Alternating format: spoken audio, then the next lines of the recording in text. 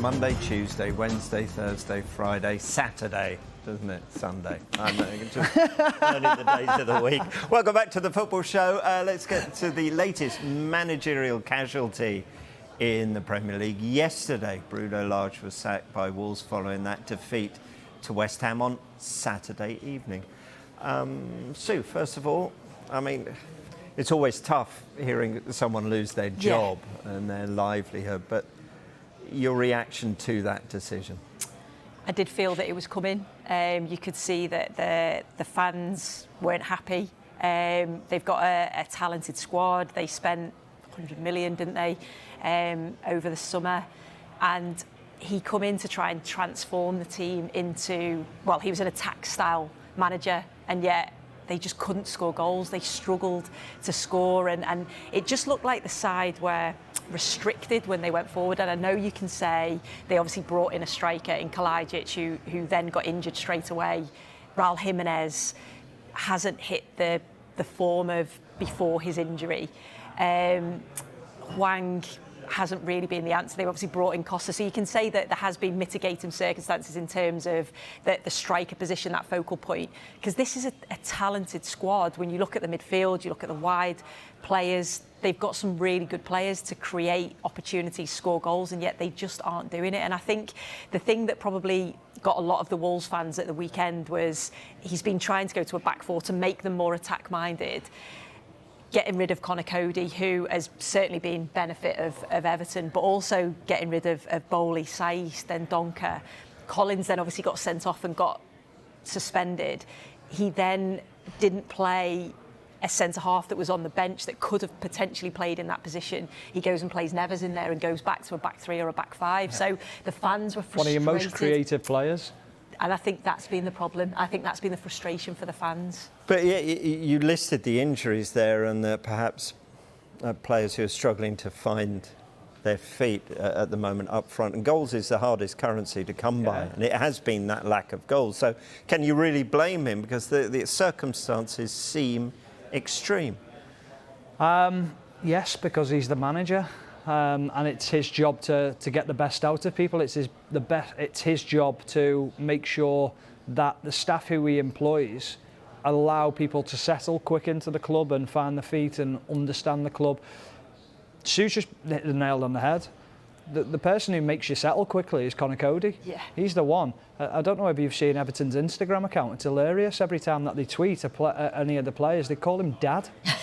So you've got Onana, who's come into the club, calling him Dad. Yeah. And because he's the one who understands what the culture of a club straight away. He buys into it, and he's bought into what Everton are all about straight away. Now, he loved playing at Wolves. And he was happy at Wolves until Bruno Lage decided that he didn't want him part of his plans. And suddenly you're thinking, that's a big loss to lose someone like that in your changing room. It's hugely important that you have people in the round who understand the culture of a club to allow other players to settle. So managers make big decisions. I personally think he made the wrong one with Conor Coady. There's no surprise that Conor Coady makes every England squad. Gareth Southgate must know the type of personality is, whether he plays or not, that he's going to be hugely influential. And can Conor Coady play in a four? Yes, well, he's doing it at Everton.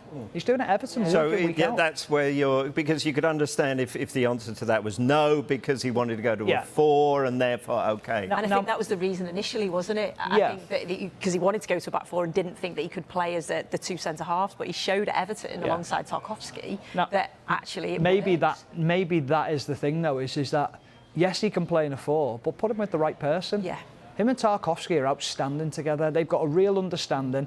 OK, Lampard might play a little bit deeper than he'd like to, but for what he brings you on the ball, leadership skills, everything in and around it, you have to look at Everton's record in defence at the moment.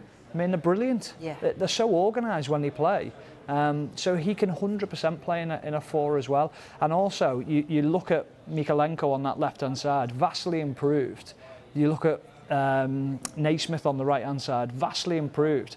And you look at Conor Coady, he's barking orders to both of them constantly, talking them through the games. Yeah, and I think that's what you're missing, that leader on the field. You're also missing that leader off the field. And I think when you're losing big characters from the dressing room, that's bound to have an impact. Yeah. See, this has surprised me, because normally it's Sue that steers any chat towards Everton, but you managed to do it there. It's amazing how that happened. I think he's been a great signing. Yeah. I mean, he was such... He's done so well at Everton because he had to turn the sort of the ex-Liverpool connection, but that was such a big decision to make, and I think that was one that really upset Wolves fans. If you look at sort of social media and things like that, and you ask Wolves fans, they're delighted he's gone. They're really pleased he's gone, because they were fed up with the football they were watching. That's Lage rather than Lage. Coady. Yeah. Because I was getting puzzled.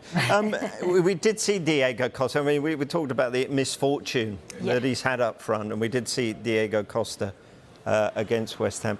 Does this strike you as a panic income or a bit of genius?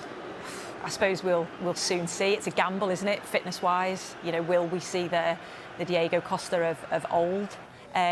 But I thought we saw an improvement when he come on, because I think that's what Wolves needed, that focal point. But you just think a new manager coming into that side, they've got a talented group of players. They've, like say, brilliant midfield, great wide players, but they just look restricted. They look like they're not playing at the levels that we know that they can play at. So you think a manager coming in, getting the best out of those talented footballers, if you can get Costa fit and performing at a really high level, then I think Wolves could be a real good side in the Premier League this season. Yeah. Speaking of the new manager, where will Wolves be looking? There is a pattern, isn't there? You think he might be Portuguese, Rob? I was trying to think of what the Portuguese was for maybe, but... I think that is the thing, is I think they will go foreign. I think it's the model that they've gone down, whether that's because of the squad that they've got is mostly a foreign squad, or whether that's the agent's involvement, as George Mendes, who's heavily involved in the club, and he seems to have a big say or a big influence on who they bring into the club. It'd be interesting to see who the front runners are straight away, because you think of managers who are out of jobs, and you look at would they be able to really break the bank and go for a big name? Would it be as an attractive proposal for a big manager to go there?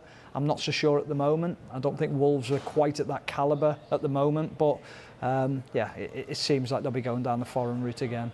I think, I don't know if you were a Wolves fan, do you want somebody that's maybe used to the Premier League, that knows the Premier League? But like you say, that isn't normally the way that they would look at it. But yeah, I just think they want excitement back in their play, because I think they're looking at all these players and they're going, we've got a really talented squad here, but it's not great to watch Wolves, and that shouldn't be the case with the players that they've got.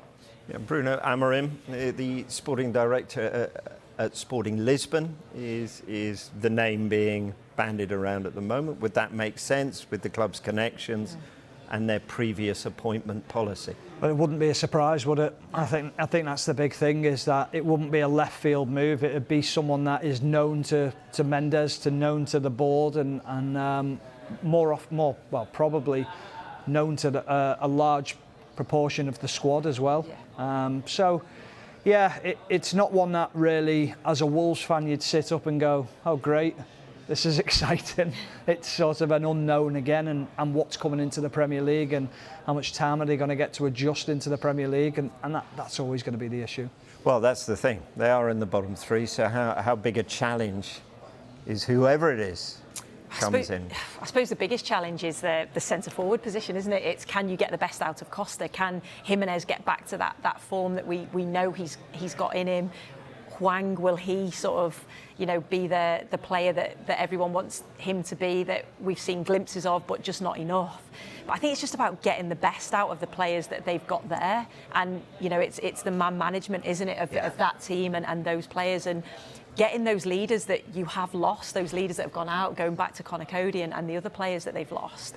But I just think if I was a manager, I'd look at that squad and go, I'd love to get in there and work with them, because they are exciting group of players. I think the big thing is, and you could probably relate to this, when you think about your best form as a player, it's always the manager that inspires you the most, isn't it? And really makes you feel like you're a top player, but also a style that you can buy into. Whereas I look at Lage and I think the players just look disinterested. They look sort of they look very uninspired by what he's trying to tell them to do. Yeah. And it doesn't seem to be a dynamic play to Wolves. When you watch them, and even watching the likes of Leeds, you see the way that they play, and they try and play on the front foot, and they try and play a style of football that players want to play and fans want to play. If you're turning up to a Wolves game at the moment, both as a player and as a fan, you're thinking, it's going to be quite boring, this. So you've got to inspire. Yeah. Pode ser. I most probably pronounce it completely wrongly, but that's lovely. Portuguese for maybe. Oh, lovely. There we go.